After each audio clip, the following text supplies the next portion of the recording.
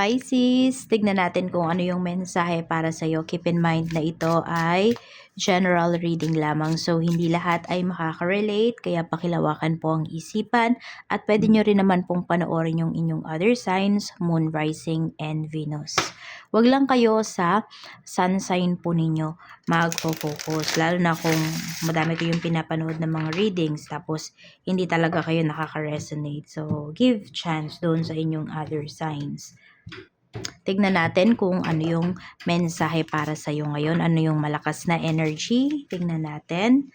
We have jealousy. Okay, tignan pa natin. We have witchcraft. May gumagawa sa iyo, oh. May naiinggit kasi. Tignan natin. Ginagawan ka ng masama. Hindi ko alam kung nasaktan mo yung tao na to. Okay? But let's see. Or binasted mo ba to? Ganyan, basta nasaktan mo siya, pwedeng unaware ka. Let's see ha, ano tong jealousy na to.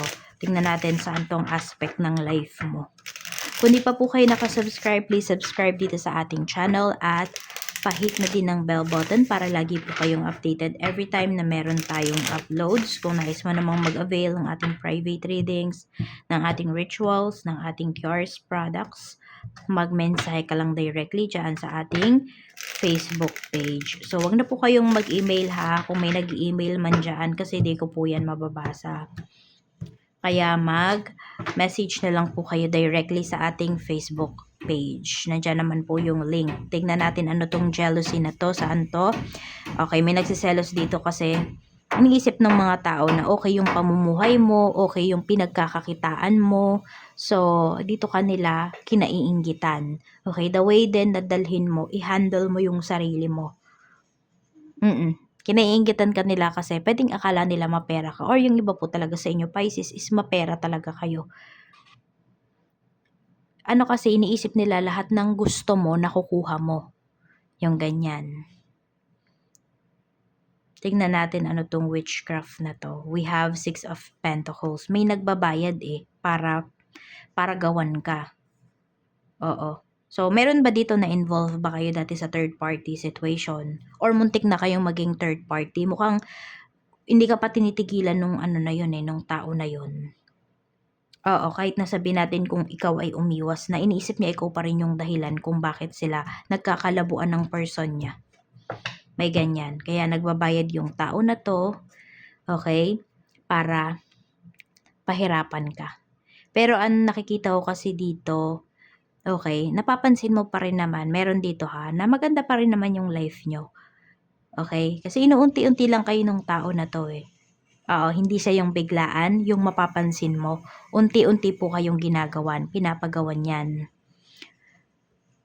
Kung baga ba killing me softly, ganon yung dating.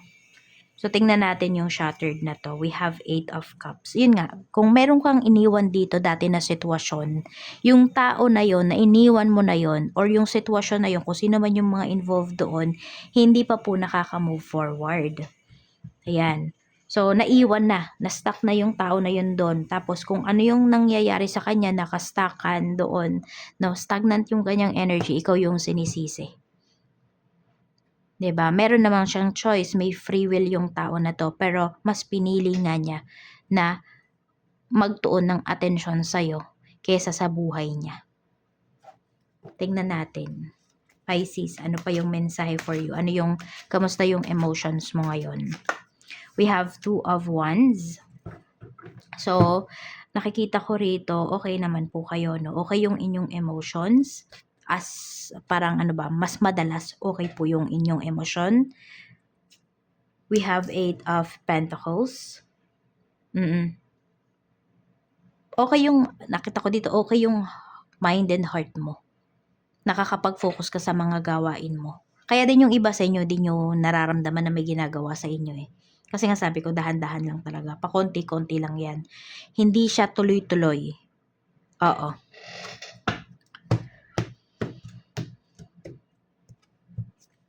We have 7 of Wands. And also kasi mataas din yung spirituality ng iba po sa inyo.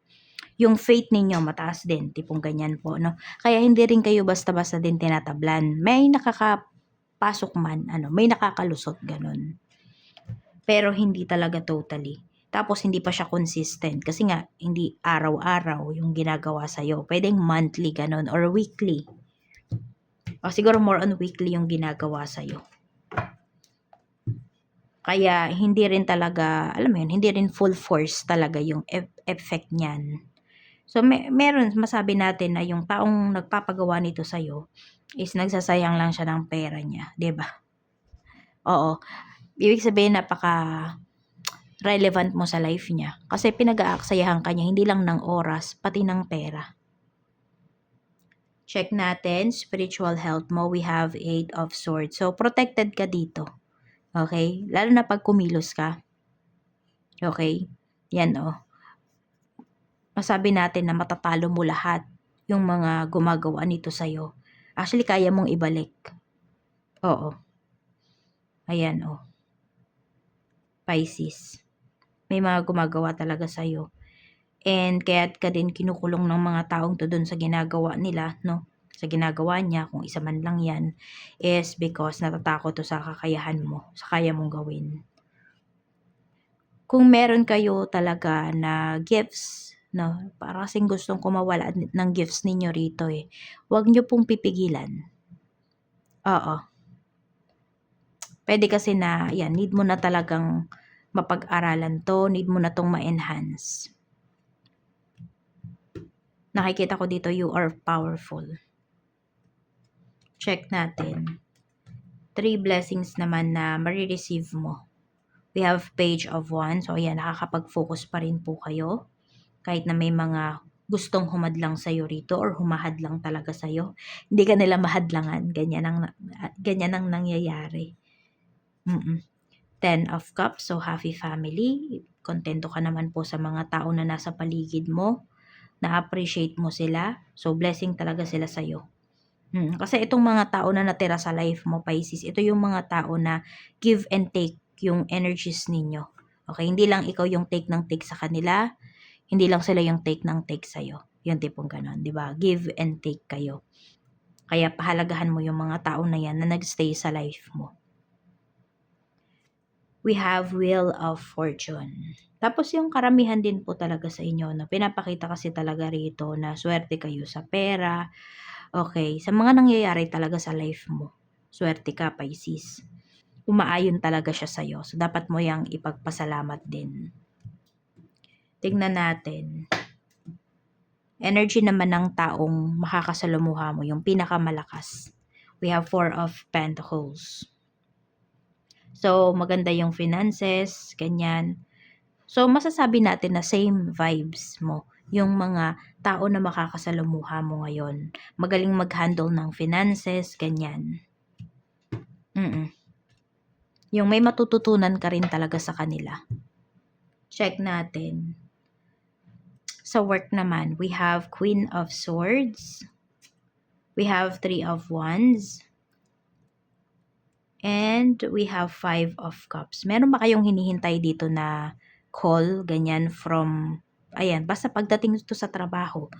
Pwede kasi na may tao dito na pinapaasa lang po kayo. Kung kayo ay naghahanap ng trabaho or kayo ba ay nagdadalawang isip na dito sa work nyo, tas may nangako sa inyo dito na tutulungan ka, wag nyo nang asahan yung tao na yon kasi ano lang yan, pampabagal lang po yan pagdating sa career mo. Pwedeng magsisi ka lang na hinintay mo siya. Bakit mo nga ba siya hinintay? Yung tipong ganon.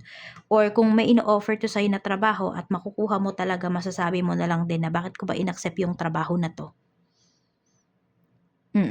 Basta may something off doon sa ino-offer sa'yo or sa nagsabi niyan sa'yo.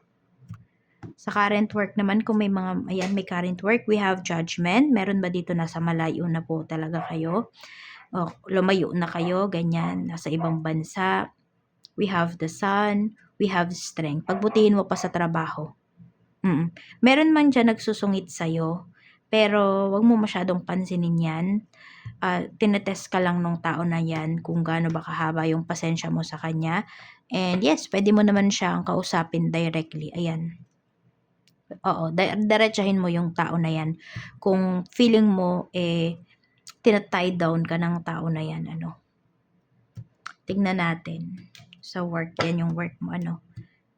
Tignan naman natin pagdating sa business. Kung may business, we have 7 of Pentacles. Marami ba dito medyo matagal na yung business ninyo? We have 2 of Cups. Nakabuo ka na talaga ng mga suki, ganyan, ng mga clients mo. We have Knight of Swords. Okay din yung mga, ano mo, mga staff mo kasi magaling din silang mag-handle ng mga clients. We have 4 of Swords. So, yung sales naman po, hindi ko siya nakikita na sobrang taas, hindi ko rin naman nakikita na sobrang baba. Maintain lang ang nakikita ko rito. So, depende yan, 'di ba? Kasi mas alam niyo yung kung magkano ba yung kinikita ninyo. Basta ganun. Pero happy ka pa rin naman, no? Na-appreciate mo pa rin naman yung negosyo mo kahit ganyan yung nangyayari ngayon. Oo. Siguro mas more on kailangan pang mas maging maagap pagdating sa pagbibigay ng good customer service. Pagdating naman sa kaperahan, ayan, we have 10 of Swords. We have 2 of Pentacles. Pinag-iingat din talaga. Cut down na daw yung mga expenses na unnecessary expenses. Alisin mo na. Tapos, may someone dito na magpaparamdam lang sa'yo kasi may hihingin siya sa'yo na pabor. Ito ay pagdating sa pera. Pwedeng may ipapabili, ganyan. Yung, alam mo yung sa buong taon na to, hindi ka man lang kinamusta ng tao na yan, ganyan. Tapos, ayan, bare months, holiday season, biglang magme-message sa'yo. Tanggihan mo. Okay, makakasira lang yung tao na yan sa budget mo. Laan mo na lang sa sarili mo or sa tao na nandiyan talaga sa'yo throughout the years. Sa love life naman, we have justice. Meron ba gusto nang magpakasal? Ayan. So, may mga kailangang ayusin na papeles. Ayan po ang pinapakita rito. Or merong, I don't know kung may nang aaway sa'yo or may misunderstanding dito. Pwedeng sa side ng person mo. Pero, dahil very fair siya, hindi mo nararamdaman na ikaw yung kinakampihan niya. Though, alam mo naman sa sarili mo, wala kang ginawang masama. Ayun lang, parang nakakainis yung person mo kasi, 'di ba, sa halip na dapat ikaw yung kampihan niya. Sabi natin kung ikaw ay asawa niya, 'di ba, dapat sa'yo siya mag-side, pero hindi ganun yung nafi-feel mo. We have Page of Swords. We have 6 of Wands. So, meron naman akong nakikita rito, yung person mo, no, is, ito yung unresolved issues niya. Siguro kaya din, ganyan yung nangyayari. Lumalabas fear siya sa lahat kasi ayaw niya na may makaaway. Oo, tsaka kulang, I don't know, kulang sa atensyon. Gusto niya lagi sa kanya yung atensyon. Ano yung self-centered, ganyan. Gusto niya maging center of attraction. Napapansin mo ba yan sa person mo? Kasi kung napapansin mo yan, ito, energy niya talaga yan. Yan yung unresolved issues niya. No, sa halip na yung dapat ang i-aim niya ay yung attention mo lang, dapat 'di ba? Yun lang yung iniisip niya. Iniisip niya din yung iisipin, sasabihin, atensyon ng ibang tao sa kanya. Nafi-feel niya sa we have 6 of Swords. So parang ganun lang lagi kapag may mga alitan, either nag-e-escape lang yung person mo, tumatahimik lang siya, magwo-walk out. Ayaw niya ng umiiwas siya sa discussion. Hindi siya confrontational, ganyan. Yan ang nakikita ko sa kanya, Pisces, dito sa person mo. Parang, sige na, hayaan mo na, ganyan. Pagpasensyahan mo na, ganyan ba yung lagi niyang linya sa'yo? Ano yung future action niya? We have the Magician. Mag-ingat lang ha, kasi yung gumagawa nito, okay? Pwede nga kasi sa past mo to basta yung iniwan mo na sitwasyon. So, protektahan mo talaga yung relationship ninyo. Build mo yung foundation ng inyong relationship kasi soon, baka eto na yung ginagawan, yung relasyon po ninyo. Pwede siyang masira talaga. Pero nakikita ko naman dito sa energy ng person mo, is gagawin niya naman lahat para nga maging okay kayo. Yun nga lang, kausapin mo siya about dyan sa ginagawa niya na feeling mo hindi kanya kinakampihan. Sabihin mo sa kanya yung dilemma mo na yan, no? Yung problema mo na yan sa kanya para maayos po ninyo, mapag-usapan ninyo. Para magising siya sa katotohanan. Oo. Para marami din dito, kung hindi pa kayo mag-asawa ng person mo, marami po sa inyo, hindi ko pa nakikita na siya yung, yung makakatuluyan mo. So, wag nyo munang i-give ang all ninyo towards this connection, towards this person. Tingnan natin kung ano pa yung mensahe, Pisces, para sa'yo. We have body work. Your life purpose involves body work such as a massage therapy, energy healing, physical therapy, or exercise training. So, marami pala sa inyo rito.